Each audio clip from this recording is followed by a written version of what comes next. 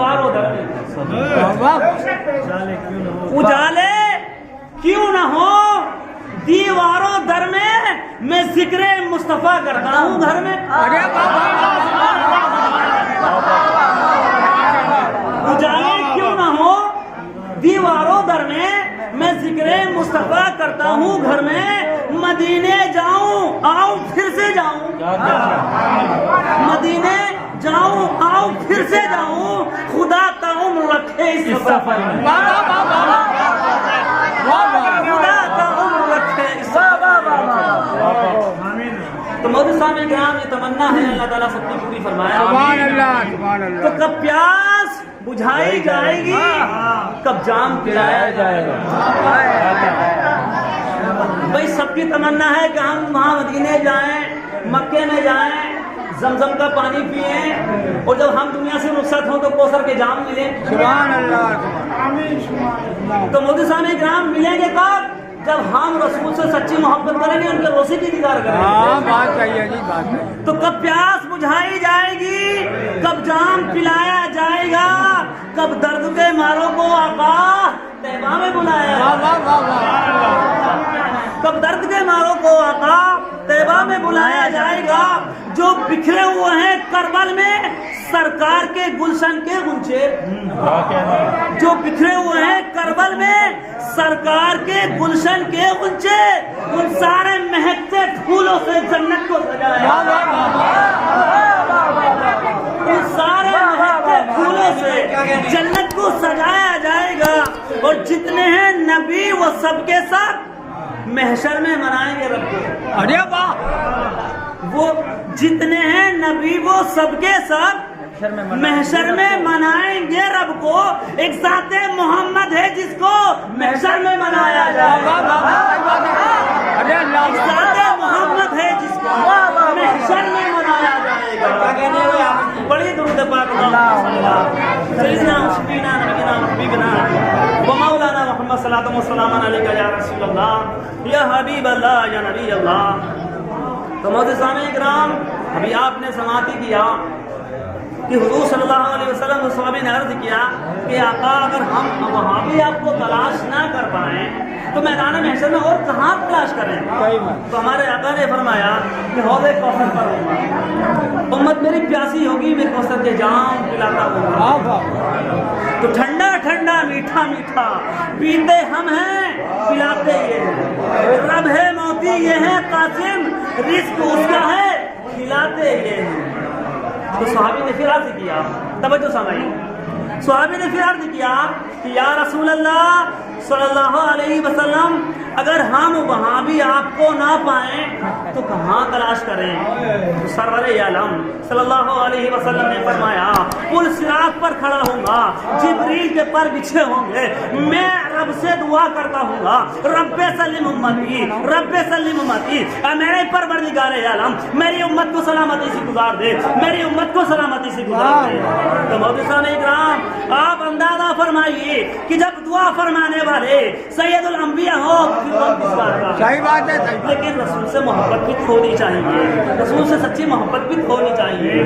सामईन, हरीसुन अलैकुम बिल मोमिनीन रऊफुर रहीम, यानी तुम्हारी भलाई के चाहने वाले, मोमिनों पर रहम करने वाले मेहरबान हैं, ये कुरान कह रहा है। सही बात है।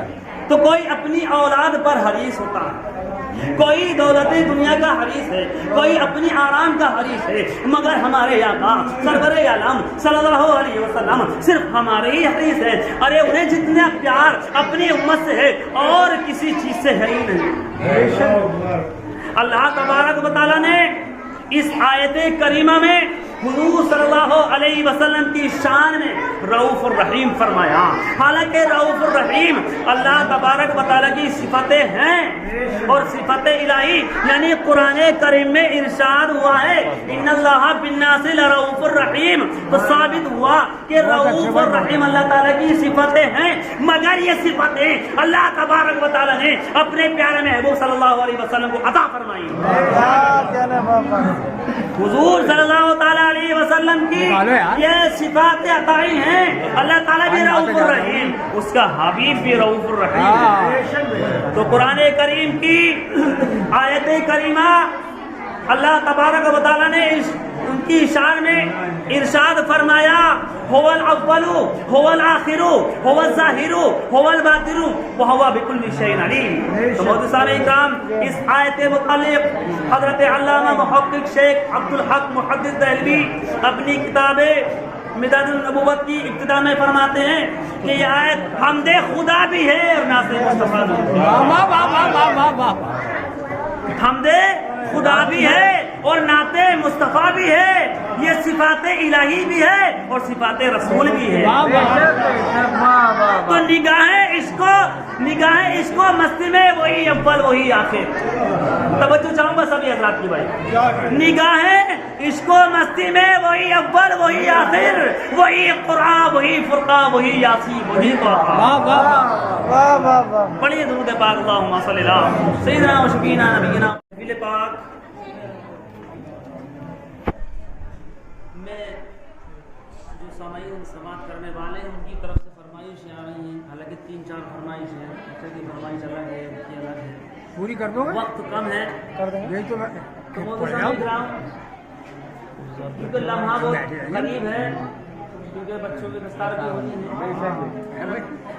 سامعین آپ سماعت کریں، اس ناچیز کو 2-3 منٹ کے لیے سناؤ کیا لائے۔ اس نے پلکوں کے وسیلے سے عبادت کی، کیا نام؟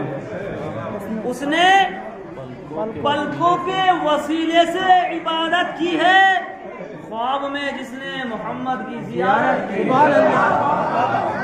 خواب میں جس نے محمد کی زیارت کی ہے، یا نبی آپ کی میں سادہ مزاجی کے نثار، یا نبی آپ کی میں سادہ مزاجی کے نثار، ایک چٹائی سے 2 عالم پہ حکومت کی ہے، ایک چٹائی سے 2 عالم پہ حکومت کی ہے۔ اور حج بھی آپ کی نظر ہے، جو حج کر کے آئے روزے کی سرکار کے ان کی نہیں نظر ہے، اس سے مت کرنا کسی تاج محل کا چرچا، اس سے مت کرنا کسی تاج محل کا چرچا جس نے سرکار کے روزے کی زیارت کی، جس نے سرکار کے روزے کی زیارت کی۔ بہت سارے اکرام، وہ رسول صلی اللہ علیہ وسلم کا روزہ مبارک کہ جس کے دیکھنے کے لیے ہر آنکھ ترس رہی ہے۔ پوری دنیا کے اندر اگر بڑی سے بڑی عمارت بھی ہو جائے تو رسول کی روزے کی جھلک کی برابر بھی نہیں ہو سکتی، سوالی پیدا نہ ہوتا۔ سامعین حضرات، بات چل رہی ہے نبی کی، تو اللہ کے محبوب صلی اللہ تعالی علیہ وسلم کے لیے قرآن میں ارشاد ہوا قد جاءکم من اللہ نور، بے شک تمہارے پاس اللہ کی جانب سے نور آ گیا، یعنی محمد مصطفیٰ صلی اللہ تعالی علیہ وسلم آ گئے۔